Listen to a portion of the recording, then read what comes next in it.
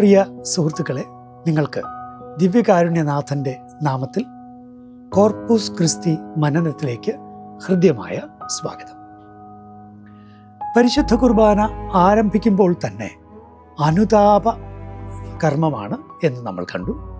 ദൈവസാന്നിധ്യ അവബോധത്തിലേക്ക് ആര് എത്തിയാലും ആദ്യത്തെ അയാളുടെ പ്രതികരണം അങ്ങനെ തന്നെ ആയിരിക്കും. അനുതാപത്തോടെ നമ്മൾ പറയുകയാണ്, കർത്താവേ കനിയണമേ, ക്രിസ്തുവേ കനിയണമേ, കർത്താവേ കനിയണമേ. ഇവിടെയും ത്രിയേക ദൈവവിശ്വാസം പ്രകടമാണ് എന്ന് വ്യക്തമാണല്ലോ. കർത്താവേ കനിയണമേ എന്നുള്ളത് പിതാവിനെ ഉദ്ദേശിച്ചുകൊണ്ടും, ക്രിസ്തുവേ കനിയണമേ എന്നുള്ളത് പുത്രനെ ഉദ്ദേശിച്ചുകൊണ്ടും, കർത്താവേ കനിയണമേ എന്നുള്ളത് ആത്മാവിനെ ഉദ്ദേശിച്ചുകൊണ്ടുമാണെന്ന് വ്യക്തമാണ്. എന്ന് മാത്രമല്ല, ഓർക്കുന്നുണ്ടോ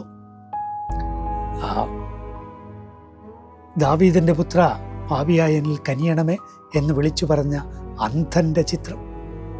നമ്മൾ ഈ കർത്താവേ കനിയണമേ, ക്രിസ്തുവേ കനിയണമേ, കർത്താവേ കനിയണമേ എന്ന് നമ്മൾ ദിവ്യബലി മധ്യേ പ്രാർത്ഥിക്കുമ്പോൾ നമ്മൾ ആ അന്ധൻ്റെ ആ ഒരവസ്ഥ നമ്മൾ സ്വയം അംഗീകരിക്കുകയാണ്. കർത്താവേ, എൻ്റെ അവസ്ഥ എങ്ങനെയാണ്?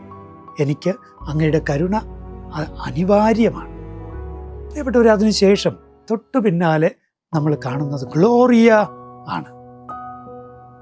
ദൈവത്തോട് കരുണ യാചിക്കുന്ന മനുഷ്യന് ദൈവം നൽകിയ ഏറ്റവും വലിയ കരുണ കർത്താവായ യേശു ക്രിസ്തുവിൻ്റെ ജനനം, മനുഷ്യാവതാരം. ഈശോയുടെ ജനന നേരത്ത് മാലാഖമാര് പാടിയതാണ്, അത്യുന്നതങ്ങളിൽ ദൈവത്തിന് മഹത്വം, ഭൂമിയിൽ സന്മനസ്സുള്ളവർക്ക് സമാധാനം. അതുകൊണ്ട് ഗ്ലോറിയ വളരെ വ്യക്തമായും യേശു ക്രിസ്തുവിൻ്റെ പുത്രൻ തമ്പുരാൻ്റെ മനുഷ്യാവതാരത്തെ അംഗീകരിച്ചുകൊണ്ടും ഏറ്റുപറഞ്ഞുകൊണ്ടുമുള്ള അതിസുന്ദരമായ പ്രാർത്ഥനയാണ്. ദൈവത്തിൻ്റെ കരുണയുടെ മനുഷ്യ രൂപം. ദൈവത്തിന് നന്ദി. നിങ്ങൾക്ക് നമസ്കാരം.